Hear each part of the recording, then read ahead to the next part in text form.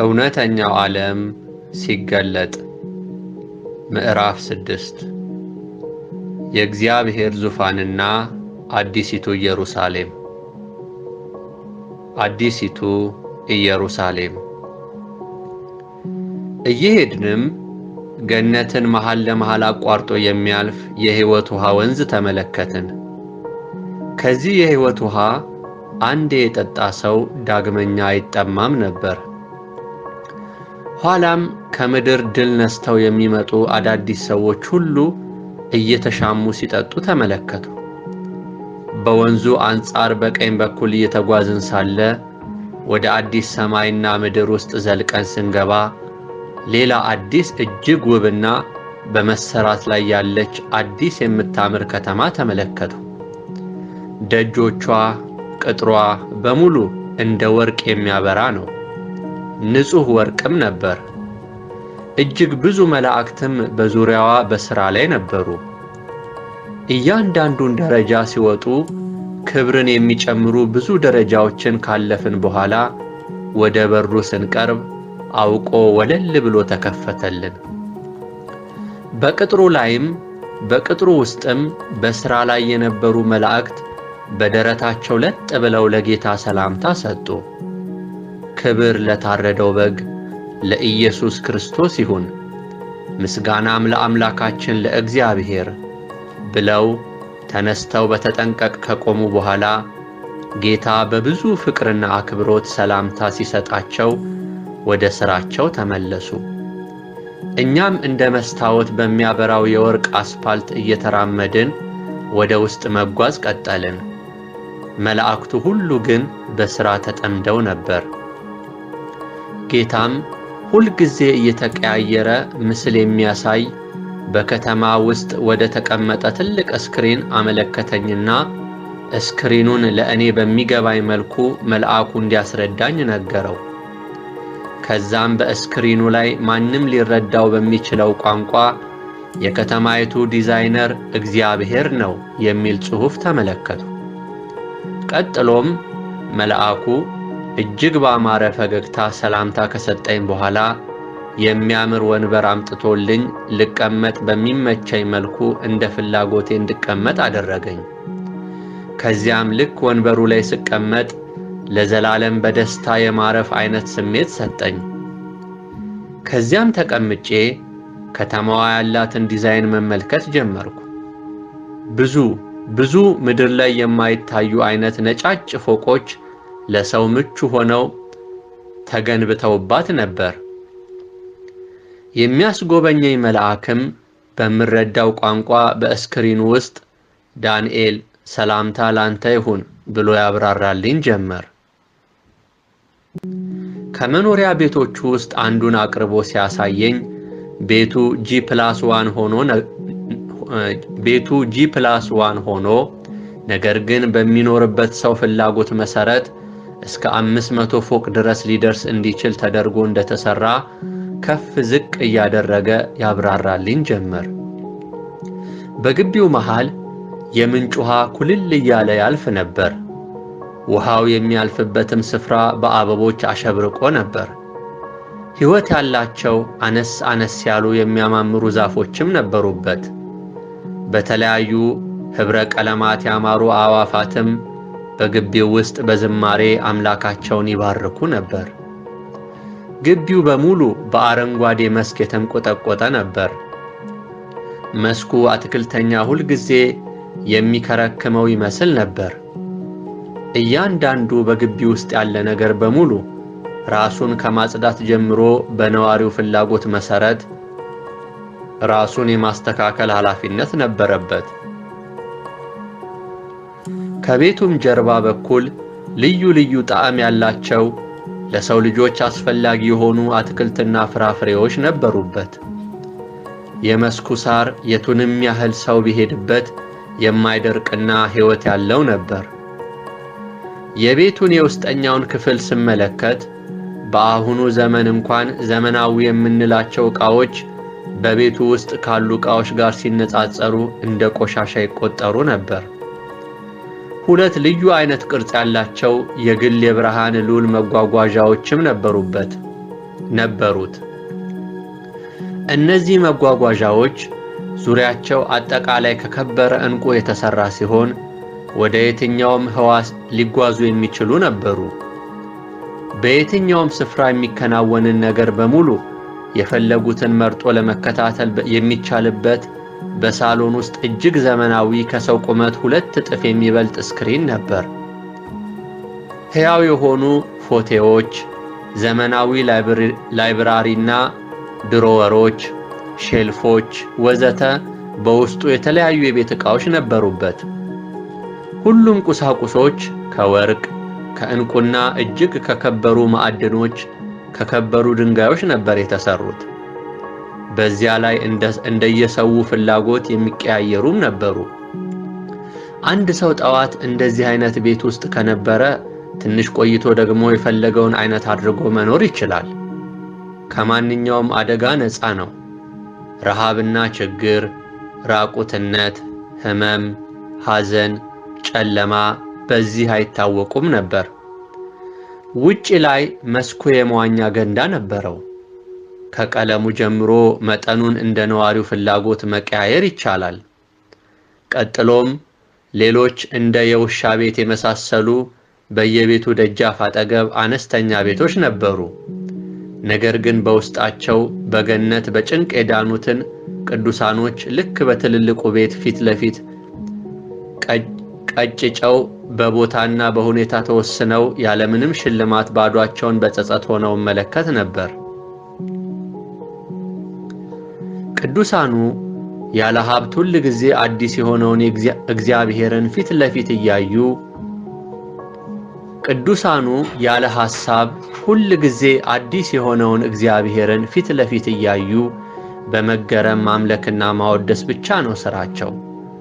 በኋላም ቤቱን እየጎበኘው ሳለ በቤቱ ውስጥ የሚስተናገዱ ሰዎችን እመለከት ነበር። ከእጃቸው በሚወጣ ጨረር መሳይ ነገር አንድ ወንበርና ጠረጴዛ ላይ ቁጭ ብለው የሚፈልጉትን ዕቃ አየሩን እንደ መቅዘፍ እያሉ ትልልቅ ዕቃዎችን ሳይቀር ሲያንቀሳቅሱና ለሚፈልጉት ግልጋሎት ሲያውሉት እመለከት ነበር። የቤታቸውን ቀለምና ዲዛይን በፈለጉት አይነት ሁኔታ ይቀያይሩትም ነበር። ብቻ ከቦታ ቦታ ሲንቀሳቀሱ በተለያዩ የብርሃን ሉሎች ተጠቅመው ይጓጓዙ ነበር። በተፈጠረላቸው አዲስ ሰማይና አዲስ ምድር ውስጥ የሚገኙትን ማናቸውንም የጠፈር አካላት የመጎብኘት በፈለጉት ስፍራም የመኖር መብት ነበራቸው። በዚህ ስፍራ ከራሱ ከእግዚአብሔር ጀምሮ ምንም ምስጢር የሚባል ነገር ፈጽሞም አልነበረም። ጠፈሩን በሙሉ እግዚአብሔር ራሱ ታላቅ ብርሃን ሆኖ ሞልቶት ከድኖት ነበር። ምንም የጨለማ ክፍል አልነበረም። ብቻ የሰው ልጆች ከእግዚአብሔር የመፍጠር ችሎታ ሁሉ ተካፋይ ሆነው በውስጡ ለዘላለም በሐሴትና በደስታ ተሞልተው ልክ በመንፈስ ተሞልተን ያማረ ዝማሬ ስንሰማ ከሚሰማን በ10 እጥፍ በሆነ ደስታ ሌሊትና ቀን ማምለክ ነበር ሥራቸው። ሁልጊዜ እግዚአብሔር ሲመለክ ማንም ከዚህ በፊት አይቷቸው የማያውቃቸው አዳዲስ ነገሮች ያለማቋረጥ ከውስጡ ስለሚፈልቁ ሁሉም በደስታ ነበር የሚያመልኩት። በአዲሱ ጠፈር ውስጥ በተለያዩ ግን አንድ በሆኑ መንገዶች በራሱ በእግዚአብሔር ውስጥ ሆነው የተለያዩ ከቦታ ቦታ ጉብኝቶችንና ሽርሽሮችን ያደርጉም ነበር። እርስ በእርስ ፍቅር ነግሶባቸው ነበር። ሁሉም አንዱ ለአንዱ ነበር የሚኖረው። ሁልጊዜ ወዳጁን ለማስደሰት የተለየ አዲስ ነገርን በመፍጠር ያስደንቀዋል። በዚህ ነበር እርስ በርስ ልዩ የሆነ አክብሮትና ፍቅራቸውን የሚገላለጹት። በዚህ አሮጌው ማንነት ስለሌለ ውሸት ከየሰው አእምሮ ውስጥ ጠፍቷል። ሰው ሁሉ የተናገረውን የማድረግ ብቃት ነበረውና። ስለዚህ ነው ይህችን ውብ ከተማ በሰው ቋንቋ መግለጽ ያቃተኝ። የአዲሱ ጠፈር ከፕላኔት በሚንሸራሸሩ ጎብኚዎች ሰማዩ በአየር ላይ የብርሃን ሉሎች ትራንስፖርት ተጨናንቆ ይታይ ነበር። እጅግ የሚያማምሩ ፎቆችና ከተማዎች በአየር ላይ ጭምር በሰዎች ይሰራሉ። ጦርነት፣ ጥላቻ፣ ቅናት፣ ምቀኝነት ፈጽሞ በዚያ አይታወቁም። በየትኛውም የጠፈር ክፍል ሆኖ ከጓደኛና ከወዳጁ ጋር አብሮ መሆንና አብሮ መብላት፣ መጠጣት፣ ማውራት፣ መተያየት ሁሉ ያለምንም ሌላ ነገር እርዳታ ይቻልም ነበር። ምድር እጅግ አዲስ ከመሆኗ የተነሳ አዳዲስ ፍጥረቶችን ተሞልታና አምራ ትታይ ነበር። ይህ ስፍራ ለሰው ሁሉ እውነተኛ ነፃነት ያለበት ቦታ ነበር። ሰው ብቻ ሳይሆን ፍጥረት ሁሉ በደስታና በሐሴት በነፃነት የሚኖርበት እውነተኛ ዓለም ነው። ኢየሱስ የሁሉ ብርሃን ሆኖ እጅግ አምሮና ደምቆ ከሁሉም ጋር በአካል ይታይ ነበር። ተከፋፍሎ ሳይሆን አንድ ሆኖ ነበር የሚታየው። ይሄ ሁኔታው ፍጹም አሁን ባለው የሰው ልጆች አስተሳሰብ ሊታወቅ የሚችል አልነበረም። ነገር ግን ብቻውን ንጉሥ ሆኖ ከሁሉ ሰው ጋር በተመሳሳይ አንድ ብቻውን ሆኖ ይታይ ነበር። ሁሉም ሰው አጠገቡ እንዳለ በአካል በየትኛውም የጠፈር ክፍል ውስጥ ሆኖ ሊያየው ይችላል። በቅንነትና በፍቅር ሁሉንም ፍጥረት ያስተዳድራል። እንዲሁም መንፈስ ቅዱስ ደግሞ የሰው ልጆች ልብስ ሆኖ ይታየኝ ነበር። ግን እርሱ ራሱ አካል ሆኖ ነበር የሚታየው። ያለ ልክ በስቶ ጠፈርን ከድኖ በአካል መልክ ይታይ ነበር።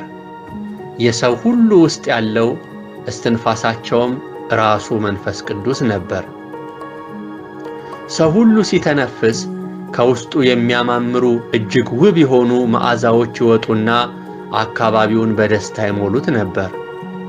በዚህ ከተማ የሚኖሩ ሰዎች በምድር ካሉ ሰዎች ይልቅ እጅግ የሚያምሩና ውበታቸውም እጅግ ማራኪ ነበር።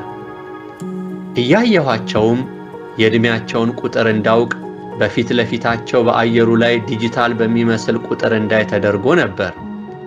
የዕድሜያቸውም ቁጥር በመቶ ሺዎች የሚቆጠር ነበር።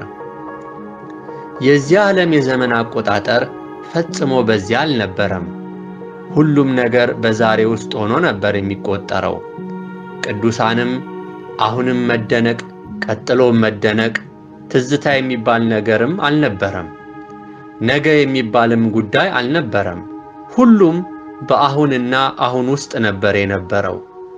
እያንዳንዱ ጊዜ ጣፋጭ ከመሆኑ የተነሳ ለ1000 ዓመት በዚህ ስፍራ ማሳለፍ በምድር 1 ደቂቃ እጅግ ደስ በሚያሰኝ ስሜት ውስጥ ከመሆን ጋር ቢነጻጸር የምድሩ 1 ደቂቃ እንደ ብዙ ዓመታት ይቆጠራል።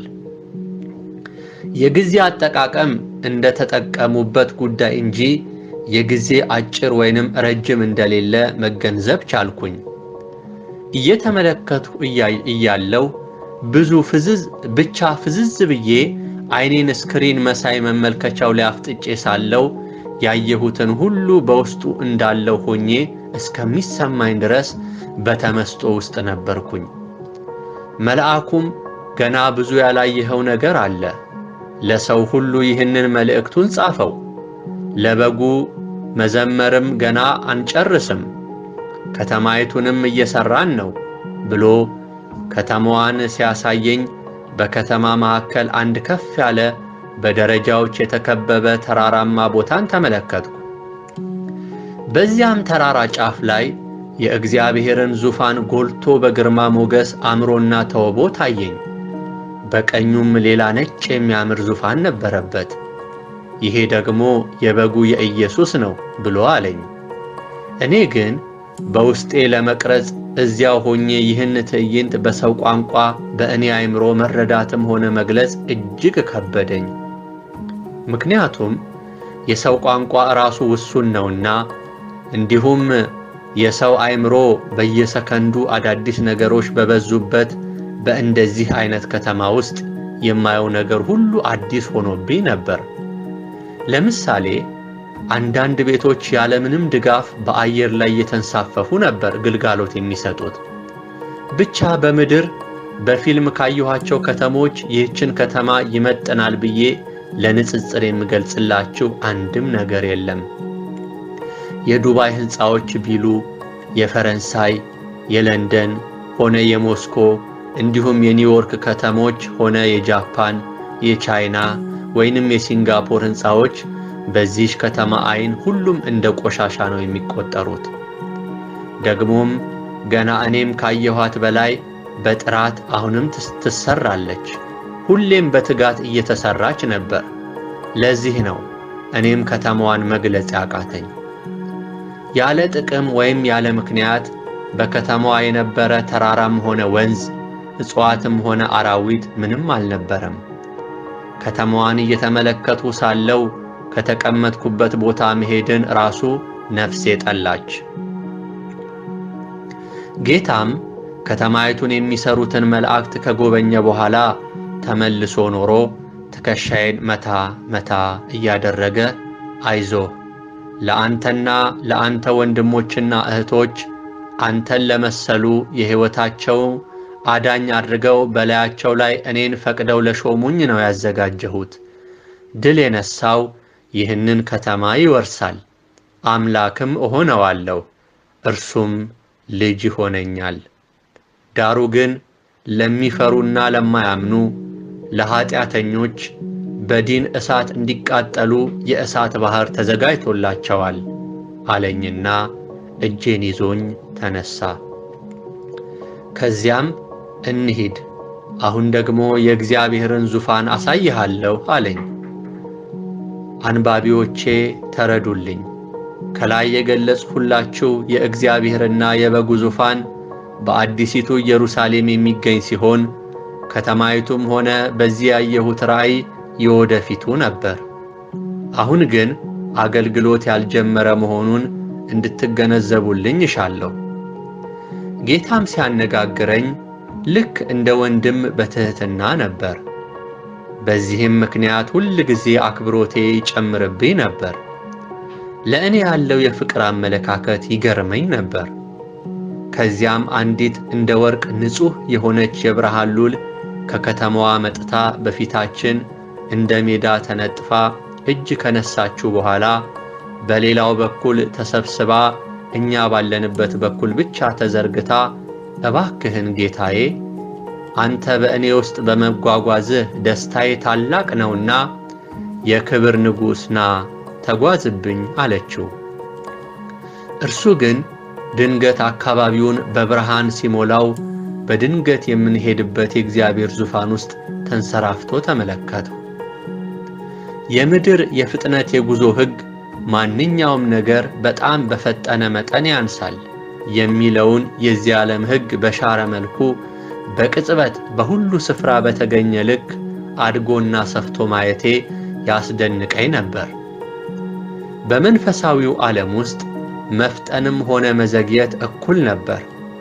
ተመልሶም እጄን ይዞ ወደ ውስጥ ገባና በሉሏ ውስጥ ምቹ በሆነ ወንበር ላይ አስቀምጦኝ እርሱም ተቀመጠ። ወዲያውም በልቤ ብርሃናት ሁሉ ያወሩታል፣ እንዴት የሚገርም አምላክ ነው እያልኩ እያሰብኩ ሳለው ከአዲሲቱ ኢየሩሳሌም ስንወጣ እኔ ግን በውስጤ ከዚህች ውብ ከተማ ላለመሄድ አመንትቼ ሳለ ሳልጠይቀው ራሱ አይዞህ ልጄ፣ በክብር በሞትህ አብረኸን ለዘላለም ትኖርባታለህ። አይዞህ ልጄ፣ በክብር በሞትህ አብረኸን ለዘላለም ትኖርባታለህ በማለት አጽናንቶኝ ስንጓዝ መላእክቱም በሥራ ላይ እንዳሉ ሆነው ሰላምታ ከአንገታቸው ጎንበስ በማለትና በአክብሮት ለጌታ አቀረቡለት። እውነተኛው ዓለም ሲገለጥ ምዕራፍ 6 የእግዚአብሔር ዙፋንና አዲሲቱ ኢየሩሳሌም። የእግዚአብሔር ዙፋን። ከዚያም በህዋ ውስጥ እየተጓዝን ብዙ ከዋክብትን እያለፍን አንድ ግዙፍ የብርሃን መስቀል ውስጥ በመስመጥ በተመስጦ ስንሄድ ከቆየን በኋላ ጠፈር ገና ያላለቀ ሁሌም የሚለጠጥ እንደሆነና እጅግ በቢሊዮን የሚቆጠሩ ጋላክሲዎች እንዳሉት ማየትና መረዳት ቻሉ። እያንዳንዳቸው በፀሐይ ዙሪያ እንዳሉ አይነት ፕላኔቶችን በራሳቸው ምህዋር ላይ ያሽከረክሩ ነበር። እያንዳንዳቸውን ጌታ በስም እየጠራቸው ይመጡና ያለማቋረጥ አፍ አውጥተው ለታረደው በግ ክብር ይሁን፣ ሰላምም ለሰው ልጆች በምድር የፈጠረን በሁሉ ይመስገን እያሉ ያከብሩትና ያመሰግኑታል። ከዋክብቱም በዙሪያው እያሸበሸቡ ይዘምሩ ነበር። የሰው አእምሮ ሊያውቀው በማይችል ብርሃን ውስጥ በፍጥነት እየበረሩ ይዘልሉ እና ይፈነድቁ ነበር። ከዚያም በህዋው ውስጥ ወደ ላይ ስንጓዝ ሳለ የተለያዩ ጋላክሲዎችን እንመለከት ነበር። እነዚህ ጋላክሲዎች በምህዋራቸው ውስጥ ሲጓዙ በሰው አንገት ላይ እንዳለ የተንቆጠቆጠ የዕንቁና የወርቅ ሐብል ይመስሉ ነበር። ከሁሉም ውስጥ ብርሃን ይወጣ ነበር። ያ ብርሃን ከእግዚአብሔር ዓይኖች ከዙፋኑ የሚወጣ ነበር። ሁልጊዜ በዓይኑ ስለሚያያቸው በነጸብራቁ እነርሱም ለፍጥረት በሚታይ መልኩ ያበሩ ነበር። የእግዚአብሔርን ዙፋን ከበው ሁልጊዜ ቀን ሳይሉ ማታ ይዘምሩለት፣ ቃላት አውጥተው ያመሰግኑት ነበር። ልክ ከምድር ተነስተን ወደ ዙፋኑ ስንሄድ በቢሊዮን የሚቆጠሩ ጋላክሲዎችን ማለፍ እንዳለብን ሁሉ በዙሪያው ደግሞ እንዲሁ ነበሩ። እግዚአብሔር ፊትና ኋላ የለውም፣ ሁሉም ፊቱ ነበር ለእርሱ። እያንዳንዱን ከዋክብትና ጋላክሲዎች በስማቸው ሲጠራቸው ተመለከቱ። የውስጥ ማንነታቸውን አይቶ ሁልጊዜ ያድሳቸው ነበር። ሁሉም በደስታ ተሞልተው በአድናቆትና በልዩ ውበት በፊቱ ያሸበሽቡ ያደንቁት ነበር። በመገረም ተሞልተው መደነቅ ነበር ሥራቸው። በዚህ ከእግዚአብሔር ጋር ባላቸው ተጋብህሮ ጨምሮ ሲባርካቸው ስለተደሰተባቸው አሁንም ሲፈጥራቸው ነበር የተመለከትነው። ያለምንም ጣልቃ ገብነት ቀጥታ በእርሱ ፊት ሕያው ሆነው አባት ለልጆቹ እንደሚያወራቸው በምድር ስላሉት የሰው ልጆች እንዴት በአምሳሉ እንደፈጠራቸው እንዴት እንደሚወዳቸው ሁልጊዜ ያወራቸዋል። አንድ ቀን ልጆቼን በመጨረሻው ቀን ለፍጥረት ሁሉ ገልጥላቸዋለሁ። ልጆች አሉኝ፣ የእኔ የሆነውን ሁሉ የሚወርሱ እናንተንም በጽድቅ የሚያስተዳድሯችሁ ይገለጣሉ። ልጄ ቀኜ በጥበቡ ብዙዎችን ይማርካል፣ ማደሪያዬ በእነርሱ መካከል ይሆናል እያለ ሲያወራቸው እሰማ ነበር። እግዚአብሔር የሚያወራው ሁሉ ውስጤን ያዘልለው፣ ነፍሴን ያስፈነድቃት ነበር።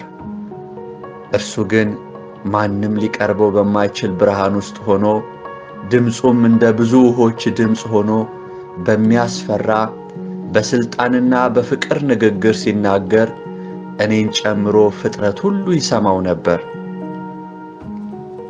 ከዚህም የተነሳ ከዋክብቶችና ጋላክሲዎች በፊቱ ይዘሉ ይፈነድቁ ነበር። ሁልጊዜም ዓይኖቹ በልዩ አትኩሮት በምድር የሚመላለሱትን ሰዎች ያዩ ነበር። ያን ጊዜም ክርስቶስ ልክ በመስቀል ላይ ተሰቅሎ የሚያሳየውን አይነት ምስል ምድርን የሰው ልጆችን በሙሉ ሸፍኖ ጌታ በመስቀል ላይ እየቃተተ ተመለከቱ። ያን ጊዜ ታዲያ በምድር ላሉ ሁሉ ለሰው ልጆች ሰላም፣ ዕዳቸው ተከፈለ፣ ፍርዳቸው ተሻረ፣ በአንድያ ልጅህ ዲያብሎስ አፈረ፣ ስምህ በምድር ሁሉ እጅግ ተከበረ፣ ፍጥረት ሁሉ ላንተ ምስጋና ዘመረ የሚል መዝሙር በህዋ ውስጥ ያሉት ጋላክሲዎች መላእክቱና ከዋክብቶች በሚያምር ዜማ ይዘምሩ ነበር። ያለ ከልካይ ተወንጫፊ ኮከቦች ከሰማየ ሰማያት እየተወናጨፉ በሽብሸባ ተሞሉ። ያለማቋረጥ እልልታና ልክ ነህ የሚል ጭብጨባ፣ ፉጨት፣ ታላቅ ሐሴትና ደስታ ሲሆን ተመለከትን። እኛን ጭና የነበረችውም የብርሃን ሉል እየተገለባበጠች ኢየሱስ አሸናፊ ነው እያለች ዝማሬዋንና ፍንደቃዋን ቀጠለች።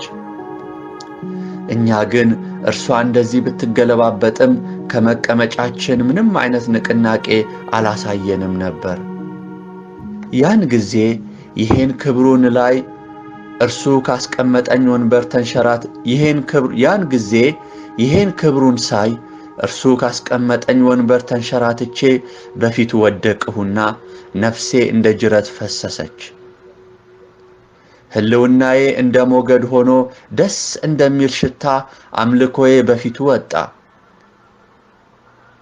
ጌታም እጄን ይዞ እንደገና ወደ ፊተኛው ማንነቴ መለሰኝና አጠገቡ በዚሁ ማንነቴ መቀመጥ ስላቃተኝ በእጁ ሲዳስሰኝ አበረታኝና አስቀመጠኝ።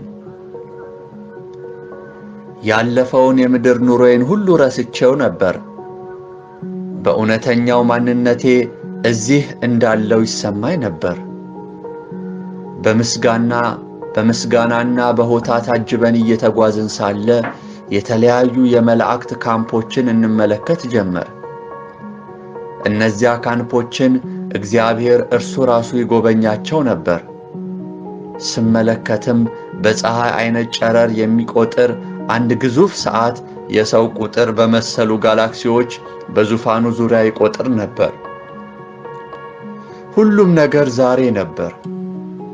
የእግዚአብሔር ዙፋንም በዛሬ ሰዓት ውስጥ መሃሉ ላይ በማይታይ ብርሃን ውስጥ ተሰውሮ እመለከት ነበር። በወቅቱም ሰዓቱ 11 ሰዓት ከ59 ላይ ያመለክት ነበር። ሰዓቱ አናሎግ አይነት ሰዓት ስለነበር እንዲያውም 12 ሰዓት ይመስል ነበር ለኔ።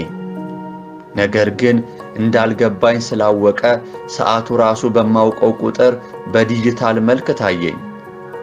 ልክ ፈንጂ ሊፈነዳ 1 ማይክሮ ሰከንድ እንደምትቀረው ያህል ብልጭ ድርግም እያለ መለከት የያዙ መላእክት ተዘጋጅተው መለከቱን አፋቸው ላይ አድርገው እመለከት ነበር። ሁሉም አንድ ነገር ብቻ የሚጠብቁ ይመስሉ ነበር፣ የጌታን መገለጥ። ሌላ አንድ ግዙፍ መልአክ እጅግ ግዙፍ የሆነ ደውል ለመደወል ገመዱን በቀኝ እጁ ይዞ በመጠባበቅ ላይ ነበር። በእግዚአብሔር ዙፋን ዙሪያ ደግሞ 6 ክንፍ ያላቸው ታላላቅ መላእክት በ2 ክንፋቸው ፊታቸውን ሸፍነው፣ በ2 ክንፋቸው እግራቸውን ሸፍነው፣ እንዲሁም በ2 ክንፋቸው እየበረሩ እጅ ለእጅ ተያይዘው ዙፋኑን ከበው ሁሉም በአምልኮ መንፈስ በፍጹም መሰጠት ሲያመልኩት እመለከት ነበር።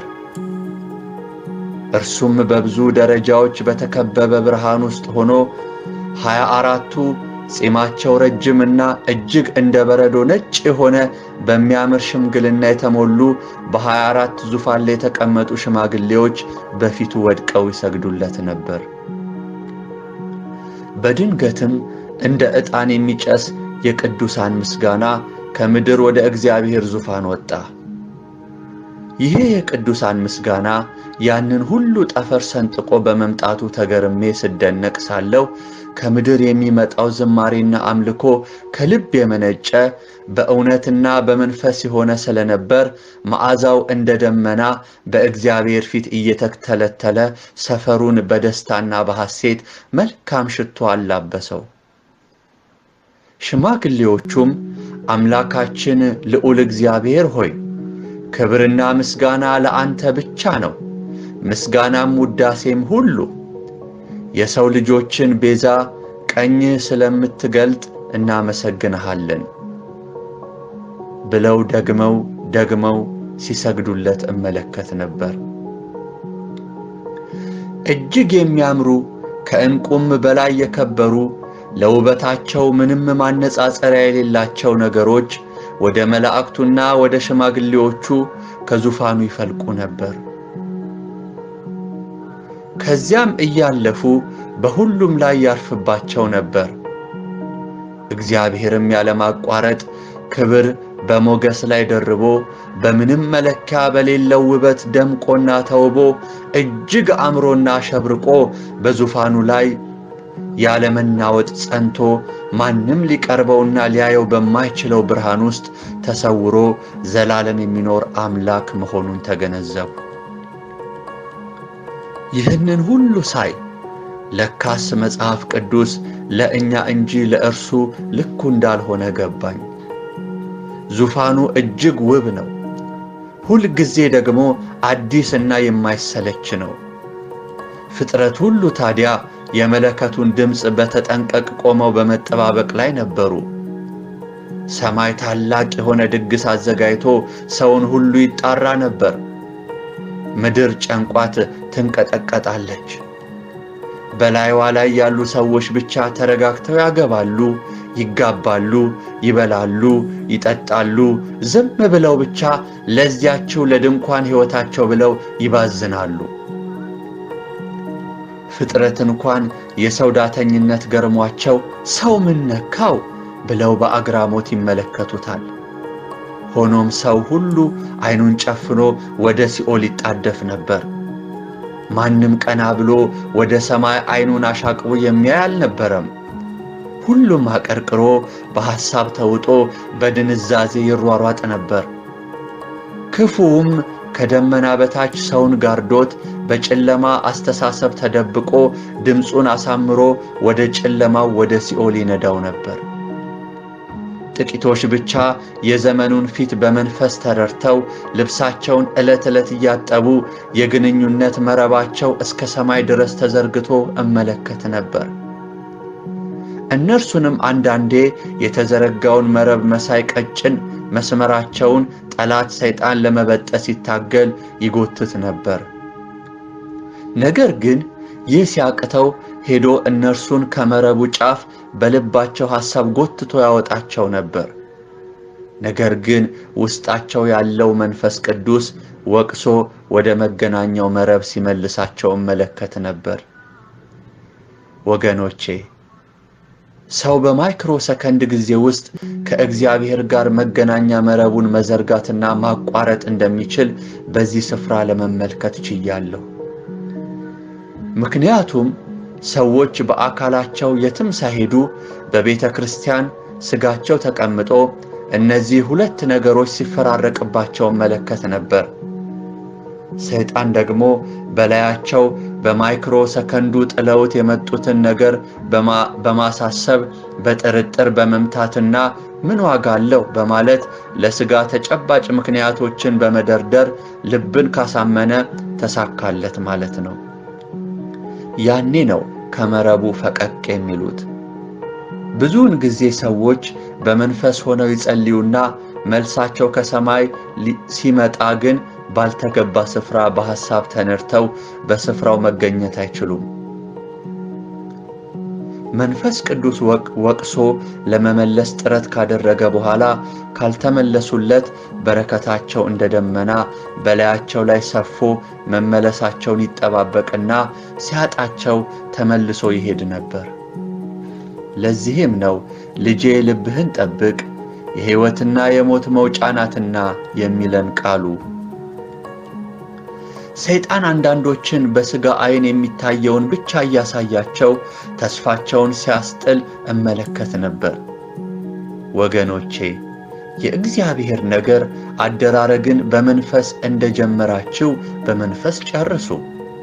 የእናንተ መንገድ በሥጋ ምንም እንኳን ባይገባችሁም ግን የተከተላችሁት መንፈስን በመሆኑ የሥጋዊ አእምሮን ምስክርነት አትጠብቁ።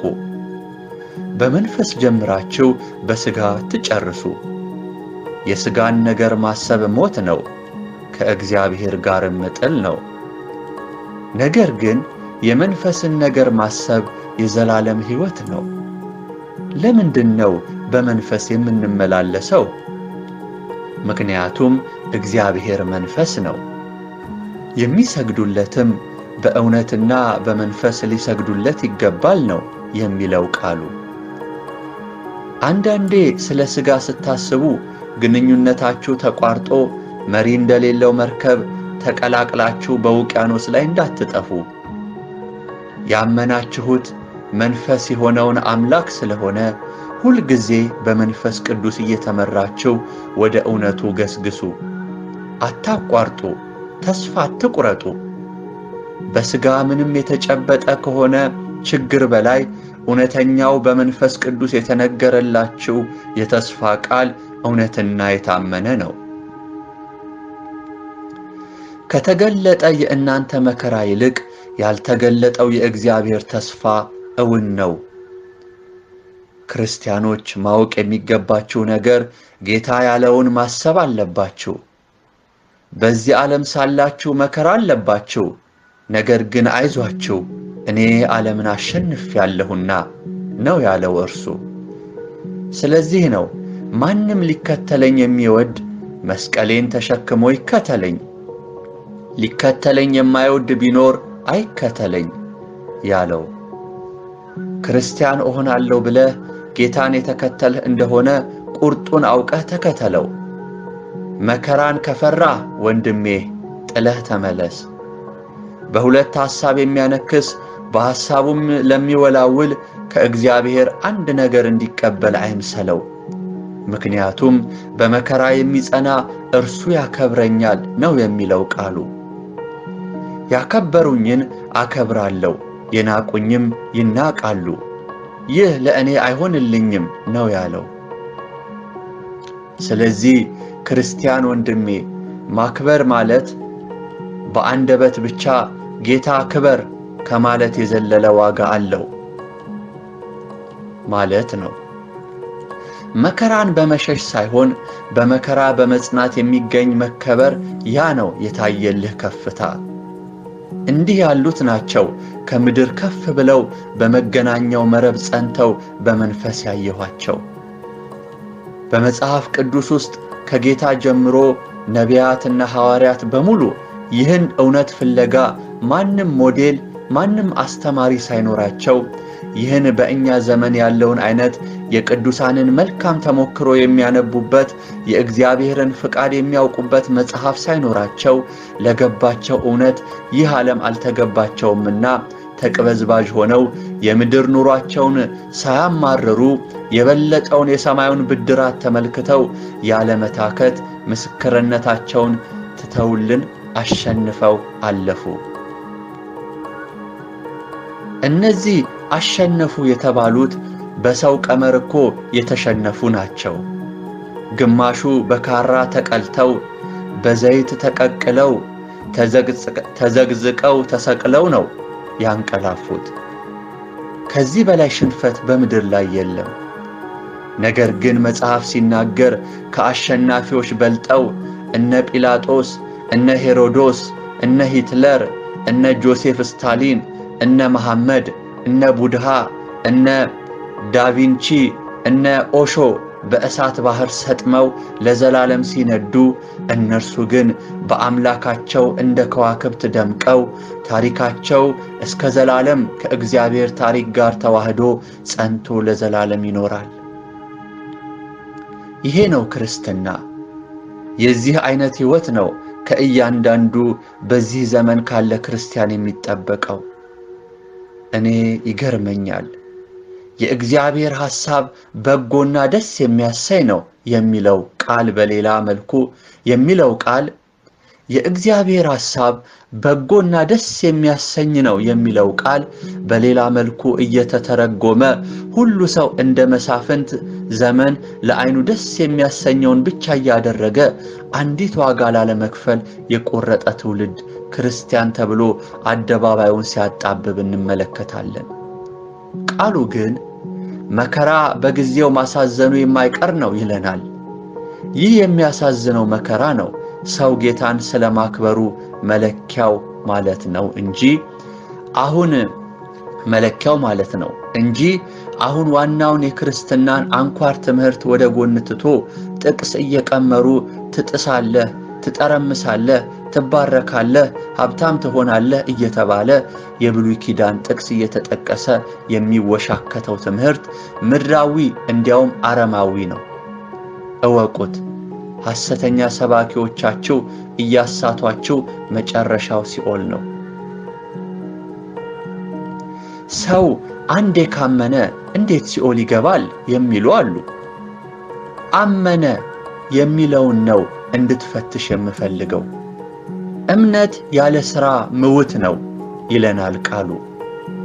አማርኛውን ስንመለከተውም ሰው አመነ ከተባለ አደረገ ማለት ነው። ያመነበትን እርሱን በተግባር ይገልጸዋልና። እርግጠኛ ሆኜ ልንገራችሁ፣ እመኑኝ ወገኖቼ፣ እምነታችሁ ልክ ጌታ በምድር ሲመላለስ በነበረበት ጊዜ የነበሩትን ሐዋርያት የሕይወት ምልልስ ካልመሰለ አላመናችሁም። ምክንያቱም እነዚህ ደቀ መዛሙርት ኃይል ከተቀበሉ በኋላ ከሰው ተፈጥሯዊ አቅም በላይ የሆኑ ነገሮችን አድርገዋል። የተሰጠው የተስፋ ቃል ሁሉ ለእነርሱ ተሰጥቶ ነው በእነርሱ በኩል በመቆጠር ለተቀበሉት ሁሉ ግን በስሙ ለሚያምኑት የእግዚአብሔር ልጆች የሆኑ ዘንድ ሥልጣን ተሰጣቸው የተባለልን። ስለዚህ እነዚህ በመጀመሪያ ክርስቲያን ተብለው የተጠሩት መንፈስ ቅዱስ ከመጣ በኋላና ከመምጣቱ በፊት የተለያየ ስብዕና ነበር የነበራቸው። ለዚህ ነው ዓሣ አጥማጁ ጴጥሮስ ከዓለም ሁሉ ለተሰበሰቡ ሰዎችና ምሁራን ወንጌልን በመግለጥ በአንዲት ቀን 3000 ሰው ያዳነው። ለዚህ ነው አሕዛብ ባይገረዙም መዳን ለእነርሱም ነው ብሎ በተሰጠው ሥልጣን የጳውሎስን ሐዋርያነት የተቀበለው። የጳውሎስን አገልግሎት በመቀበል ውስጥ በምድር ያሉ ሕዝቦችን ሁሉ መቀበል የሚለው ሐሳብ ነበረበት። እርግጠኛ ሆኜ ልንገራችሁ፣ እኛ እንኳን የመዳን ተስፋን የተቀበልነው ይህ ሰው በመንፈስ ቅዱስ ተመርቶ በሰጠው እውነተኛ ብያኔ ነው። ምክንያቱም የመንግሥተ ሰማይና የሲኦልን ቁልፍ ሰጥቼሃለሁ፣ በምድር የፈታኸው በሰማይ የተፈታ ይሆናል፣ በምድር ያሰረኸው በሰማይ የታሰረ ይሆናል ብሎ ጌታ ሥልጣን ስለሰጠው ነው።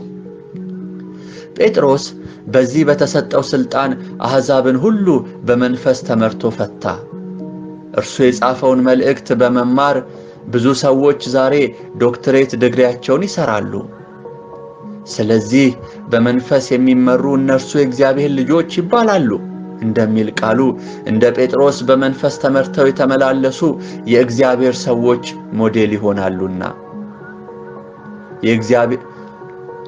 ስለዚህ በመንፈስ የሚመሩ እነርሱ የእግዚአብሔር ልጆች ይባላሉ እንደሚል ቃሉ እንደ ጴጥሮስ በመንፈስ ተመርተው የተመላለሱ የእግዚአብሔር ሰዎች ሞዴል ይሆኑናል። ታዲያ እንደዚህ በመንፈስ ቅዱስ ተመርተው የዓለምን ቅርጽ የለወጡ እነዚህ ሰዎች በወቅቱ ተቀባይነት ነበራቸው ወይ? ሀብታሞች ነበሩ ወይ? በቤተ መንግሥት አቀባበል ተደረገላቸው ወይ ብለን ስንጠይቅ አይደለም ነው መልሱ። እንዲያውም እንደ አንድ ወረዳ ሰው እንደ ሌባ በገበያ ሲገረፉ፣ ማደሪያቸው እስር ቤት ሆኖ፣ ገላቸው በዘይት ተቀቅሎ፣ አካላቸው በመጋዝ ተሰንጥቆ፣ ለአንበሳ ምግብነት ተሰጥተው፣ በውጪ ፍርሃት፣ በወንድሞች ፍርሃት፣ በሁሉ ተገፍተው፣ ተርበው፣ ታርዘው፣ አካላቸው ተተልትሎ ነው ያለፉት። ታዲያ ይሄ እንዴት ይቻላል ለሚለኝ ሰው ይቻላል ነው መልሴ። መንፈስ ቅዱስን ከተቀበልክ፣ ራስን ከካድክ፣ ለራስህ ከሞትክ፣ ለክርስቶስ ከሆነ ሕያው ሆነህ የምትኖረው ወንጌል በሙሉ ኃይሉ በመከራውም በጽድቅና ተአምራቱም አብሮህ ይሆናል። እመነኝ፣ ኃይልን ትቀበላላችሁ፣ ከኢየሩሳሌም እስከ ምድር ዳርቻ ምስክሮቼ ትሆናላችሁ ያለው ጌታ የታመነ ነው። ኃይል ሳይቀበል በገረድ ፊት ጌታን የካደው ጴጥሮስ ኃይል ሲቀበል ግን ተዘቅዝቆ ለመሰቀል ጨከነ። ይሄ ነው ዘመናዊነት፣ ጊዜ የማይሽረው ወንጌል። ስለዚህ ወገኔ በዚህ በቆረጠ ማንነት ከሆነ ጌታን ያመንከው እርግጠኛ ሁን፣ እግዚአብሔር ከአንተ ጋር በሙሉ ኃይሉ እንዳለ። ለድውዮች ጸልይ፣ ይፈወሳሉ። ሙታኖች በአገልግሎትህ ይነሳሉ። ሰይፍ በሥጋህ ላይ ያልፋል፣ መርዝ ሊጎዳህ አይችልም። እባቡ ቢነድፍህ አትሞትም። እንደዚህ ያሉትን ነው እግዚአብሔር በመንፈሱ ለማየት በዓይኖቹ ሁል ጊዜ የሚፈልገው። የሚያጋፉትማ እጅግ ብዙ ናቸው፣ የጠፉት እውነተኞች ናቸው። ጌታም ድንቅና ተአምራትን ለዝናቸውና ለገንዘብ ማሰባሰቢያ በማስታወቂያ እንደሚያስነግሩ እንደ ፈሪሳውያን ጽድቃቸውን ከሚያስደሰኩሩ እና ለራሳቸውና ለዘር ማንዘራቸው ብልጽግና ከሚሮጡ ከዘረኞችና ከራስ ወዳዶች ሕዝቤ ራሱን ይጠብቅ ሲል ተናገረኝ። ቀጥሎም አገልጋይ በሙሉ ፍሬው ካልተገለጠ ወየሁለት። በሙሉ ክብሬና መከራዬ እኔን የማይገልጽ ትምህርት የሐሰት ትምህርት ነው። በእኔ የሚያምን ቢሞት እንኳ ሕያው ይሆናል ካለኝ በኋላ ስንመለከት ይህ የእውነት ወንጌል በሚሰበክበት ቦታ ሁሉ መናፍስት ካንፖቻቸውን እየለቀቁ በመላእክቱ እየተመቱ ስፍራውን ሁሉ ለቀው ይሄዱ ነበር። ብዙዎች የእውነት ዓይናቸው የበራላቸው የጌታ ምጽአት መቃረቡን ተመልክተው ጌታ ሆይና ማራናታ እያሉ በሁለንተናቸው በእግዚአብሔር ፊት ተዘርግተው የሚያነቡትን እና በናፍቆት የሚቃጠሉትን እመለከት ነበር። ነገር ግን በአብዛኛው ወደ ቤተ ክርስቲያን ገብተው ተወቅሰው ወስነውና አልቅሰው ሲወጡ ቃሉ በመናፍስት አሞራዎች ተለቅሞ ሲወሰድባቸውና ከዚያም ወደ ነበሩበት ቦታ በመመለስ በምድራዊ አስተሳሰብ ተውጠው እንመለከት ነበር። እንደዚህ አይነቶችን ምድር እንኳን ሲረግጧት ትጠየፋቸው ነበር። ፍጥረት ሁሉ ሰውን ምን ነካው ብለው በአግራሞት ይመለከቱት ነበር። ይህን ስመለከት ልክ በኖህ ዘመን እንደነበሩ የሰው ልጆች ይህ ትውልድ አይሞቀው አይበርደው ዳተኛ ትውልድ አይምሮውን ለዚህ ዓለም ነገር የሸጠ የስነ ልቦና ሰለባ የሆነ ግማሹ ስጋዊውንና መንፈሳዊውን ነገር ለማስታረቅ ዘመኑን በሙሉ የሚደክም ተላላ ሆኖ እጅግ በሚያሳዝን ምልልስ ውስጥ በደመ ነፍስ ይመላለስ ነበር። ሌላው ትልልቁ ሰው ደግሞ የመጨረሻ መዳረሻውን ሞት ድረስ አድርጎ በዚህ ምድር ያለውን ኑሮውን ለማሸነፍ ሌሊትና ቀን ደክሞ ብዙ ሀብት ከያዘ በኋላ ልቡ ሳይረጋጋ የጥሪው ቀን ደርሶ በእርኩሳን መናፍስት ክብሩ እየተዋረደ ወደ ሲኦል ሲነዳ መለከት ነበር። ሌላው ደግሞ ዕድሜውን ሙሉ በሰው ተጠፍሮ የራሱን ስብዕና ተገፎ እርሱም በምኞቱ ይህችኑ ዓለምን የመጨረሻ ግቡ አድርጎ ለሰው እየሰገደ የሰው ሸክም ሆኖ በድህነት ተቆራምዶ የቀኑ ዕለት በስቃይ ወደ ሲኦል ሲሄድ እመለከት ነበር። ነገር ግን የአምላክ ልጆች መረባቸውን ወደ ሰማይ ዘርግተው ስጋቸው በምድር በመንፈሳቸው በእግዚአብሔር ቀኝ ተሰውረው የእምነት ዓይኖቻቸው ተከፍተው እባብና ጊንጡን ከሰማይ ወደ ምድር በጸሎታቸው እያደባዩት እመለከት ነበር። ሁኔታዎች እንዲህ እያሉ ሰይጣን አንዳንዴ የመላእክት ካንፖች ውስጥ ተመላልሶ ይገባ ነበር። ጌታ እግዚአብሔርም አንተ ሰይጣን ደግሞ ምን ልታደርግ መጣ ይለው ነበር በድምጽ። እርሱም የኢየሱስን ተከታዮች ይከሳቸው ነበር። ጌታም ሂድ አንተ ሰይጣን ብሎ የክስ ፋይሉን በሙሉ ከእጁ ነጥቆ ያቃጥልበት ነበር።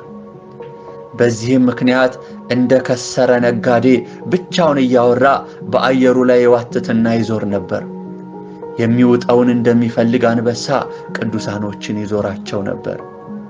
በዚህ ሁሉ ግን የእግዚአብሔር ዓይኖች በሕዝቡ ላይ ያለማንቀላፋት ተገልጠው በመላእክት በጥብቅ ጥበቃ ስር በመዝሙርና በቅኔ ሕዝቡ ተፈቶ ያመልክ ነበር። በዚህም ምክንያት ሰዎች አብዛኛውን ጊዜ ሕይወታቸውን ከልባቸው ሲሰጡ እመለከት ነበር። ያኔ ታዲያ ቀጫጭኑ የመገናኛ መረብ በሰፊ መረብ ይለወጥና ልክ ትልቅ ደን ሲቃጠል እንደሚጨስ አይነት ጢስ ብሩህ የሆነ ጢስ ተክተልትሎ ወደ ሰማይ ይወጣል። ያን ጊዜ የዲያብሎስ ምሽግ መናወጥ ይጀምር ነበር። በዚህም ሰዓት ከአየሩ ላይ ሰይጣን ዘግቷቸው የነበሩ መጋረጃዎች ሲቀደዱና ጨለማ ከቅዱሳን ዓይኖች ሲገፈፍ እመለከት ነበር። የብዙ ሰዎች ዓይኖቻቸው ሲከፋፈት እመለከት ነበር። በብዙ ምክንያት ብዙ በምድር በተጽዕኖ ታስረው የነበሩ ሰዎች ሲፈቱ፣ እንዲሁም አጋንንት ከሰዎች ላይ ለቀው ሲሄዱ፣ ለአገልጋዮች ኃይል ሲጨመርላቸው እመለከት ነበር። ያኔ ታዲያ ሰማያት፣ ምድርና ተራሮች፣ ውቅያኖሶች፣ በባህር ያሉ ዓሣዎች ያለማቋረጥ ለእግዚአብሔር ምስጋና ሲዘምሩና ሐሴት ሲያደርጉ እመለከት ነበር። ያን ጊዜ ሰይጣንና ሰራዊቶቹ አፍረው በየጥጋጥጉ በቅናት ዓይናቸው ቀልቶ ይታዩ ነበር። ብዙዎቹ ኃይላቸውን ጨርሰው በእግዚአብሔር መላእክት እየተጠረጉና እየተቀጠቀጡ ምሽጋቸውንና ካምፖቻቸውን ተወርሰው ታላቅ ሽንፈት ሲደርስባቸው እንመለከት ነበር። ለዚህም ነበር አስቀድሞ ሰዎች ሁሉን ጣጥለው አምላካቸውን እንዳያመልኩ ሲከለከሉ የነበረው። በዚህ ጊዜ ርኩሳን መናፍስቱ ከሲኦል እንደ ጥቁር ጉም ሆነው ምድርን ከደኗት፣ እንደ ብዙ ንብም ሸፈኗት። ያኔ ታዲያ የአምልኮ ድምፅ እየቀነሰ ሲሄድ ተሰማን። በምድር ባሉ ፍጥረታት ላይ ሁሉ ሐዘን ወደቀ። ጌታ ሆይ ይሄ ምንድነው ብዬ ጌታን ጠየቅሁት። ጌታም ልጄ የዚህ ዓለም ገዢ ሁሉም ላይ አዚም ጥሎባቸው ነው። እውነተኛ የሆኑትን የእኔን ትመለከታቸዋለህ አለኝ። እውነትም ከተከደነው ጨለማ ውስጥ እንደ ወባ ትንኝ በማታ እንደሚያበራ በጨለማ እዚህም እዚያም ጭል የሚል ብርሃን እመለከት ጀመር። እነዚህ የብርሃን ጭላንጭሎች ቀስ እያሉ እየደመቁ ጨለማውን እየበሳሱት ወደ ሰማይ እንደ ታላቅ ባውዛ ቦግ ብለው ሰማዩን ቀደው ወደ እግዚአብሔር ማደሪያ ሲገቡ ተመለከቱ። በዚያን ሰዓት ጨለማው እያነሰ ብርሃኑ እየሰፋ ስፍራውን ሁሉ በመቆጣጠር ፈጽሞ ተጠራርጎ እንደገና ብርሃን እስኪሆን የክርስቲያኖች ብርሃን ይጨምርና ይበዙ ነበር። ይሄ ወቅት ሰው ሁሉ ጸሎቱ ያለ ተጽዕኖ ወደ ሰማይ የሚወጣበት ጊዜ ነበር። በዚህም ምክንያት ብዙ የደካከሙ ይበረቱ ነበር፣ አቅም ያጡ አቅም ያገኙ ነበር፣ የሳቱ ይመለሱ ነበር። ጌታም ልጄ ይህን የዲያብሎስን ውጊያ ወንድሞችህና እህቶችህ እንዲያውቁት አድርግ። ሰይጣን አንዳንዴ እንደዚህ በጨለማ በመክደን ሰዎችን ከእግዚአብሔር የራቁ በማስመሰል ትዕግስት የሌላቸውን ተስፋ በማስቆረጥ የሚመታበትና የጦር መሳሪያቸውን የሚማርክበት የውጊያ ስትራቴጂው ናት። አንዳንዴ ዝምታ በሚሆንበት ጊዜ በእምነት ጸንታችሁ የወቅቱን መንፈስ በመንፈስ ቅዱስ ኃይል ብትረዱም ባትረዱም ከማጉረምረም ይልቅ ጸንቶ በመቃወም እንደገና ግንኙነትን ማደስ እንደሚቻል እንድታውቁ ይገባችኋል። ለዚህም ክፉ ሰራዊት እውነተኛ መልስ መስጠት ትችላላችሁ። ሰይጣን አሁን ምን ኃጢአት ሰርተ ነው እግዚአብሔር ዝም ያለ? በቃ አንተ አትሰማም፣ ያለፈው ኃጢአት አልተሰረየም በማለት ተስፋ በማስቆረጥ በተጽዕኖ ሕዝቤን ወደ ኃጢአት እንዲገባ ስለሚያደርግ አሁን ያላችሁበት ከዲያብሎስ ጋር የውጊያ ሜዳ ስለሆነ ሁልጊዜ እንደ ንቁ ወታደር አሰላለፋችሁን አጽንታችሁ ቃሌን በመብላት በሚገኝ እምነት ድል ልትነሱት ትችላላችሁ አለኝ። ከዚህም በኋላ በአፍሪካ ምስራቃዊ ክፍል ላይ ከህንድ ውቅያኖስ የሚገፋ ጥቁር ደመና መለከት ጀመር። ይህ ደመና ኢትዮጵያን፣ ኬንያን፣ ታንዛኒያን፣ ኡጋንዳን፣ ሶማሊያን እና ጅቡቲን ይዞ ታላቅ ዝናብ መጣል እንደጀመረ በዚህም ሰዓት ርኩሳን መናፍስቱ ከደመናው በታች በውስጡ ተሰግስገው እመለከት ነበር። ያኔ ታዲያ በምድር ላሉ ሰዎች የጸሎት መልስ ይዘው የሚመጡ መላእክትን እይታ ለመጋረድ የዝናብ ደመናን እንደ ጥሩ አጋጣሚ ይጠቀሙበት ነበር። በኋላም መላእክቱ የያዙትን ፍላጻ በደመናው ላይ ያስወነጭፉት ጀመር። ይህ ፍላጻ እንደ ሚሳኤል ተከታትሎ እርኩሳን መናፍስቱን እስከ ምድር ድረስ ሲያደባያቸው እመለከት ነበር። ይህን ጊዜ በምድር ያሉ ቅዱሳን በመንፈስ ቅዱስ የእሳት ቅጥር ተከልለው ሲጠባበቁ እንመለከት ነበር። መላእክቱ የሚያስወነጭፉት ፍላጻ ልክ እንደ ጨረር አይነት ነገር ስለነበረው እና አየሩ እጅግ ቀዝቃዛ በመሆኑ ፍላጻው ከሰማይ ከመላእክቱ ሲመጣ ድምጽ ሳይኖረው ልክ ደመና ውስጥ ሲገባ ነው የሚያስገመግም ታላቅ የሆነ ብልጭታውን የሚለቀው። ከዚያም ኢላማውን መናፍስቱን ሲመታ እንመለከት ነበር። የተለያየ ቅርጽ ያላቸው ዘንዶዎች በአየሩ ላይ ሲሞቱ ይታይ ነበር።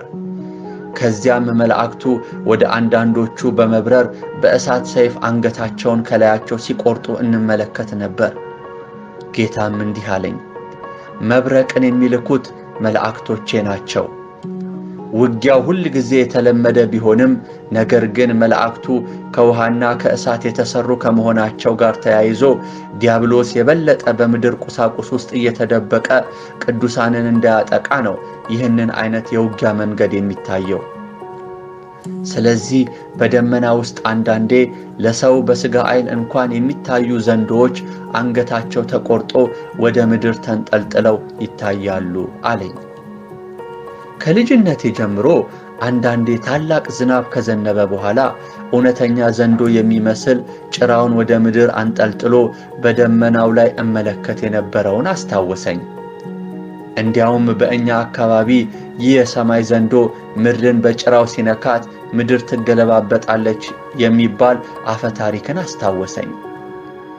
አሁን ግን ጌታ ያለኝ እውነተኛው ነበር። በዚህን ጊዜ መናፍስቱን በተደጋጋሚ መላእክቱ ጨፍጭፈዋቸው አየሩን በዘንዶ ቁርጥራጭ ሞልተውት ነበር። በነገራችን ላይ መላእክቱ የሚወረውሩት ፍላጻ ጫፉ ላይ ብረት መሳይ ሹል መውጊያ ያለው የጦር መሳሪያ ነበር። እየተመለከትንም ይህ ፍላጻ አንድን የዲያብሎስ ጭፍራ ሲያሳድደው በፍጥነት ወደ አንድ ትንሽዬ ሬዲዮ ወደ ያዘ ወጣት ልጅ ስር ገባ። ይህን ጊዜ በልጁ ውስጥ የተከማቹ የክርስቶሳውያን ጠላት አድርገው እያሰለጠኑት የነበሩ ክፉ መናፍስት ወደ ውስጡ ዘልቀው ነበር። እጅግ ክፋትንና ጥላቻን ሞልተው በውስጡ ይኖሩ ነበር። ታዲያ ይህ ወጣት ላይ ከላይ በመብረቁ የሚያሳድደው መንፈስ ሲገባበት ልጁም ወደ ውስጡ ከገባውና በውስጡ ከነበሩት መናፍስት ጋር አብረው ተቃጥለው ሲሞቱ መለከት ነበር። እንዲሁም እነዚህን እርኩሳን መናፍስት ከአየሩ ላይ መላእክቱ በመብረቅ ፍላጻ ሲያሳድዷቸው እግዚአብሔርን በፍጥረት ለማሳጣት እየሮጡ ወደ ሕፃናት እንዲሁም ወደ እንስሳት እና ወደ ቤቶች ውስጥ ተጨንቀው ይገቡ ነበር። ነገር ግን የሚገቡባቸው ቦታዎች የልጁ ደም በሌለባቸው ቦታዎች እንጂ ፈጽመው ወደ በጉ ደም አይቀርቡም ነበር። መንፈስ ቅዱስ ግን ቅዱሳንን ይከልላቸው ስለነበር ጥፋት ፈልጎ አያገኛቸውም ነበር። ነገር ግን አሕዛቦችን ከመናፍስቶች ጋር አብሮ ይፈጃቸው ነበር። በዚሁም ፍጥነት ከደመናው በላይ ለውጊያ መናፍስቱ ወደ ሰማይ ይጋለጡ ነበር። ያኔ ታዲያ በእግዚአብሔር መላእክት እየተጨፈጨፉ አመዳቸው አየሩን ይሞላው ነበር። ሌሎችም ወደ ሲኦል ይመለሱ ነበር። በዚህ ሁኔታ ውስጥ እንደገና ግዙፍ የሆነው ራሱ ሰይጣን ደመናውን ወደ አንድ ቦታ ለመሰብሰብና የሰዎች ልጆች ላይ ጉዳትን እንዲያመጣ ከውቅያኖሶች ላይ አውሎ ንፋስ በማስነሳት አየሩን ሲያስጨንቅ ተመለከትሁት። ወዲያውም እጅግ ከእርሱ የሚበልጠው ግዙፍ መልአክ ሚካኤል ሰራዊት ይዞ በላዩ ላይ ዘመተበት። ይህንን የተነሳውን አውሎ ንፋስ ከውቅያኖስ ዳር መልአኩ ቆሞ በክንፎቹ የአፍሪካን አህጉር ሲከልልበት በምስራቅ አፍሪካ ቀንድ በኩል ታላቅ የበረሃ አውሎ ንፋስ አየሩን በአቧራ ከድኖ በጨለማ የአረብ አገሮችን እየመታ ወደ ምስራቅ ገሰገሰ። ያኔም ሰይጣን ኮተቱን ጥሎ ከሚካኤል ጋር ለመዋጋት አፈረ። ለምን ይሆን ብዬ ሳስብ የሰይጣን የቀኝ አይኑ ተጎልጉሎ በሚካኤል እጅ ላይ ተመለከትሁት። አይኑን በሰይፉ አውጥቶት ነበር በቅጽበት። ያኔ ታዲያ ወደ ሲኦል በመውረድ ሌላ አይን ለመግጠም የተለያዩ ዘዴዎችን ሲሞክር ተመለከት ነው። ይህን ጊዜ ዲያብሎስ ከነጭፍሮቹ ተጠራርጎ በመልአኩ ተከልክሎ ወደ ሲኦል ወረደ። በዚያም መቋቋም አልቻለም። ሁል ጊዜ ሰይጣን ሰዎችን በጅምላ ሲያልቁ ማየት ፈገግ ያደርገዋል። ከዚህም የተነሳ ሌሊትና ቀን በእንደዚህ አይነት ሁኔታ በትጋት ሲሰራ ይታያል። በዚህ ሁሉ ሰልፍ ውስጥ ቤተ ክርስቲያን ጌጠኛ ልብሷን እስካሁን አልለበሰችም ነበር። ብዙ ሰዎች በምድር ወዳሉ ቤተ ክርስቲያናት ቢተሙም ነገር ግን ጥቂቶች ብቻ ነበሩ የእውነተኛዋ ቤተ ክርስቲያን አባላት። እነርሱም ተዝረክርከው በዚህ ምድር ሐሳብ ጌጠኛ ልብሳቸውን ከመልበስ ይልቅ ስጠኝ ስጠኝ፣ አርግልኝ አርግልኝ፣ እኛ በሆነ ጸሎት ተይዘው ተመለከትኋቸው። ጌታም አይምሮዬን ከፍቶት ነበርና እያንዳንዱን ነገር በያለበት አቅጣጫ በተቀመጥንባት የብርሃን ሉል አማካኝነት ማየት እችል ነበር። ጌታም እንዲህ አለኝ፣ ከብዙ መድረኮች የእኔ ምጽአት መሰበክ አቁሟል። ከዚህ ይልቅ ብዙዎች ጠፊ ለሆነው ለምድራዊ ስኬት ብቻ ይከተሉኛል። የእኔን ምኞት የማትሰብክ ቤተ ክርስቲያን ደግሞ እኔ ሙሽራዋ ያልሆንኩባት ቤተ ክርስቲያን አይደለችም፣ የስብሰባ ቦታ እንጂ።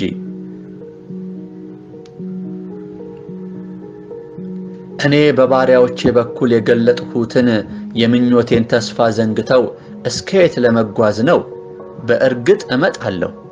የሚሰማ ካለ አሜን ማራናታ፣ ጌታ ሆይ ቶሎና ይበል ሲል እኔና የነበርንባት ሉል ሳንመካከር በአንድ ድምፅ አሜን ማራናታ፣ ጌታ ሆይ ቶሎና በማለት አንደበታችንን ስንከፍት ፍጥረት ተስማምተው አሜን ማራናታ፣ በክብር ከፍ በል፣ አዎን ተገለጥ አሉ።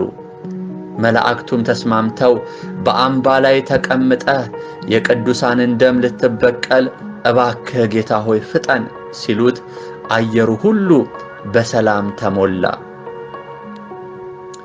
ልክ ሊነጋጋ ሲል እንደሚሆነው ሰማዩ አቅልቶ ነበር። የጌታችን ፊትም እጅግ በራ።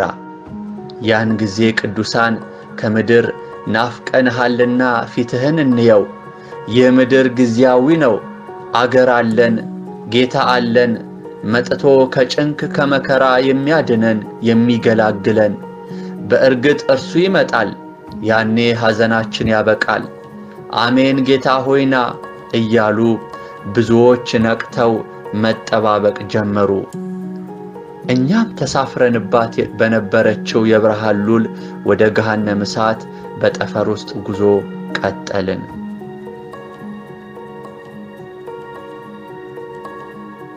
እውነተኛው ዓለም ሲገለጥ ምዕራፍ 6 የእግዚአብሔር ዙፋን እና አዲሲቱ ኢየሩሳሌም። ገሃነመ እሳት። እየተጓዝንም ከእግዚአብሔር ዙፋን በጠፈር ውስጥ እየወረድን ሳለ የሆነ ክፍት ቦታ ምንም ፍጥረት የሌለበት የድቅድቅ ጨለማ ዋሻ አይነት ስፍራ ደረስን። ወደ ውስጥ ዘልቀን ስንገባ አንድ ጥቁር በር ሲበረገድ የሚያስፈራው ጨለማ ውስጥ የሚነድድ ታላቅ እሳት ተመለከትን። ይህ እሳት ፍጥረት ከተፈጠረበት ቀን ጀምሮ የሚንቀለቀል እሳት ነው አለኝ ጌታ። ምንም ጭስ አልነበረውም። ዓይኔ የቻለውን ያህል ለመመልከት ሞከርኩ። ነገር ግን መጨረሻውን ማየት የምችለው አልነበረም። ይህ ስፍራ ምንም አየር የሌለበት፣ ሰው በሰዋዊ ፍጥረቱ መኖር የማይችልበት ቦታ ነበር። ይህ እሳት የእሳቶች አባት የሚልና በበሩ ላይ ከተጻፈ ጽሑፍ ውጪ ሌላ ምንም ስለዚህ እሳት ማለት አይቻልም። እልፍ ጊዜ እልፍ ይንቀለቀላል። የሚያቃጥለውን እንደተጠማ ያስታውቃል። ፍጹም ቅርጽ አልባ ነበረ። እዚህ ስፍራ የመጣ ማንኛውም ፍጥረት መልአክ ሆነ ሰይጣን ወይንም ሰው ብቻ የትኛው ፍጥረት ፈጽሞ መመለስ አይችልም። ጌታም አንዱን ጋላክሲ ሙሉ በእጆቹ ስቦ ለእሳቱ ሰጠው። እሳቱም ከዓይን በፈጠነ ሰከንዶች ጊዜ ውስጥ ሙሉ ጋላክሲውን አቃጥሎ አመዳቸውንም በደቂቃ ውስጥ ሲበላ ተመለከቱ። ያን ጊዜ እጅግ ድንጋጤ ወረረኝ። እስኪያስቡት አንድ ጋላክሲን! አሁን በጌታ የተወረወረው ጋላክሲ እያንዳንዱ ከመሬት 10 እጥፍ የሚሆኑ 8 ፕላኔቶችን የያዘ ጋላክሲ ነበር። ሆኖም በሰከንድ ጊዜ ውስጥ ነበር ፕላኔቶቹ ሁሉ የተበሉት። ጌታም እንዲህ አለኝ፣ ይህ ስፍራ ለሰይጣንና ለመላእክቱ ነው የተዘጋጀው የነበረው።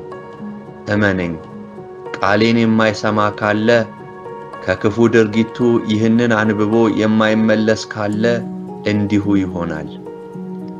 በዚህ ስፍራ መጣል ደግሞ ሁለተኛው ሞት ነው ብሎኝ እጅግ ፈርቼ ስንቀጠቀጥ እጁን ጭኖብኝ አበረታኝና ምልክት በእጁ ሲሰጥ ደጆቹ ተዘጉ። አስማተኞች፣ ውሸታሞች፣ ዝሙተኞች፣ ክፉ አድራጊዎች በእኔ አምነው በሕይወት ሳሉ ንስሐ ካልገቡ ንገራቸው፣ ዋጋ ተዘጋጅቶላቸዋል። በመጨረሻው ቀን ዕድል ፈንታቸው ከሰይጣንና ከመላእክቱ ጋር በዲን እሳት መቃጠል ነው ብሎኝ በመጣንበት በኩል ከጨለማው ዋሻ ውስጥ ወጥተን ወደ ላይ በህዋ ላይ መሄድ ጀመርን። ተሳፍረን የነበርንባት የብርሃን ሉል ጌታዬ አንተን ስለ ቸርነትህ፣ ስለ ደግነትህ፣ ስለ ፍቅርህ ለአንተ የማይገዛ ማን ነው? አንተን የማያምን ሰው ሆኖ እንዴት ይኖራል? ሰው የሆንከው ለእነርሱ አይደል እንዴ? ጉድ ነው ይህንን ሁሉ ፍቅር ቸል የሚል ካለ አለች እያዘነች። እኔ ደግሞ በምድር የሰው ልጆች እንዴት ልባቸው እንደደነደነ ታወሰኝና ስተክዝ ጌታ የልቤን አውቆ እንዲህ አለኝ፣ ባሪያዬ ልጄ ንገራቸው፣ ቢሰሙ ይጠቀማሉ፣ ባይሰሙ የተደገሰላቸውን ድግስ ንገራቸው። ከፈለጉ አመፀኛውም ወደፊት ያምፅ፣ እርኩሱም ይርከስ፣ ጻድቁም ይጽደቅ፣ ቅዱሱም ይቀደስ። ለሁሉ እንደየሥራው እከፍለዋለሁ። እነሆ በቶሎ ስለምመጣ ለሁሉ እንደየሥራው መጠን እከፍል ዘንድ ዋጋዬ በእጄ ስለሆነ አትጨነቅ። ለሚሰሙ ሁሉ እነሆ ጌታችሁ በቅርብ ይመጣል በላቸው። አገልጋዮቼንም ሕዝቤን አጽናኑ፣ አበርቱ በልልኝ። በኑሯቸው ምሳሌ ሁኑ፣ በኑሯችሁ ምሳሌ ሁኑ። ዓይኖቻችሁንና አጀንዳችሁን ምድራዊ ከማድረግ ተቆጠቡ። ምጽአቴን ስበኩ፣ አዳኝነቴን አውሩ በላቸው አለኝ።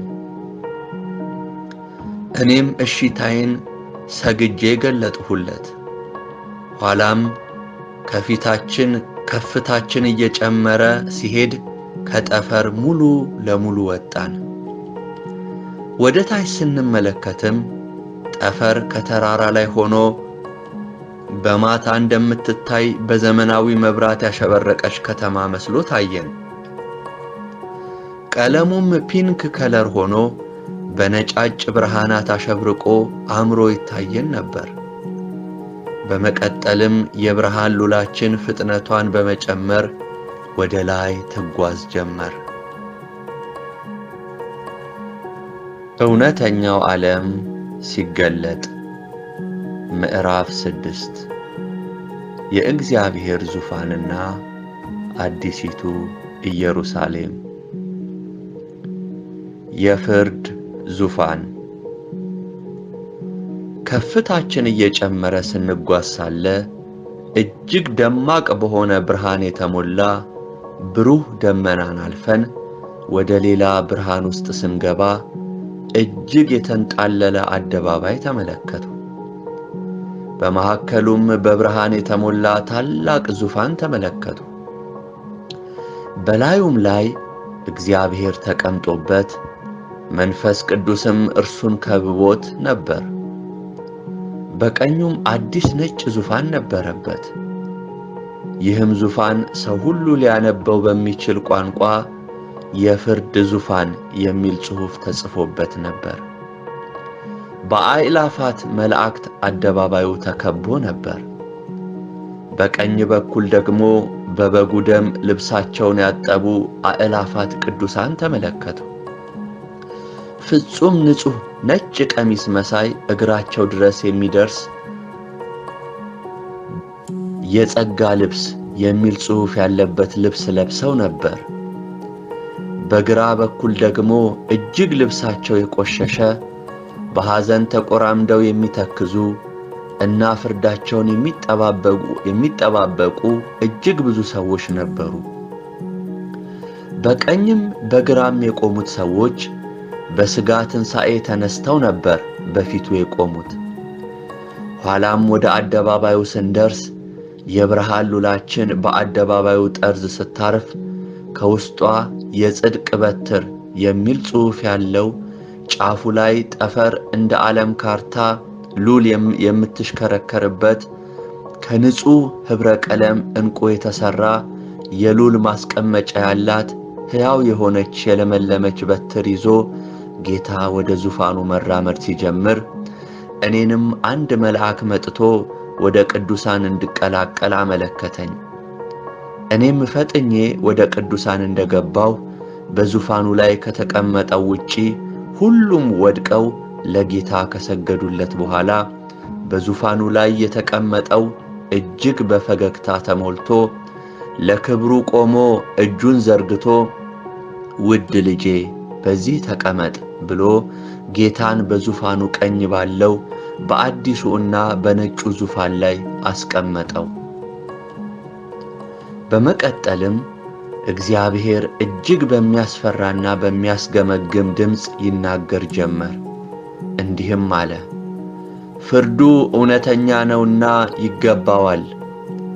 ባሪያዎቼና መላእክቶቼ እንዲሁም እኔን የምትፈሩ ሁሉ ታናናሾችና ታላላቆች ሁላችሁ ላዳናችሁ ምስጋናን አምጡ ካለ በኋላ ግርማን የተሞላ የክብርና የምስጋና ካባ ለጌታ ደረበለት።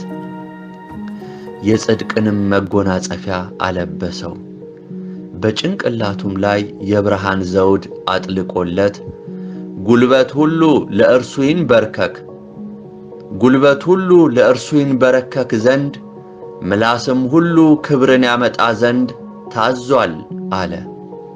ያኔ ታዲያ ቅዱሳኑም ሁሉ ሃሌሉያ እያሉ በእልልታና በሆታ ይገባዋል፣ ግርማ ተላብሷል፣ የምስጋናን ካባ ደርቧልና፣ ሁሉን የሚገዛ ጌታ አምላካችን ነግሷልና፣ ክብር ለበጉ ከኀጢአታችንም በደሙ ላጠበን በአባቱም መንግሥት ካህናት ላደረገን ምስጋና ውዳሴ ለስሙ ይሁን ሲሉ መላእክቱና በእግዚአብሔር ዙፋን ዘርፍ ያሉት ፍጥረታት ሁሉ ይገባዋል፣ መጽሐፉን ይወስድ ዘንድ ማኅተሙን ይፈታ ዘንድ ችሎአልና፣ በረከትና ኃይልም ምስጋናም አምልኮ ሊቀበል ይገባዋል አሉ።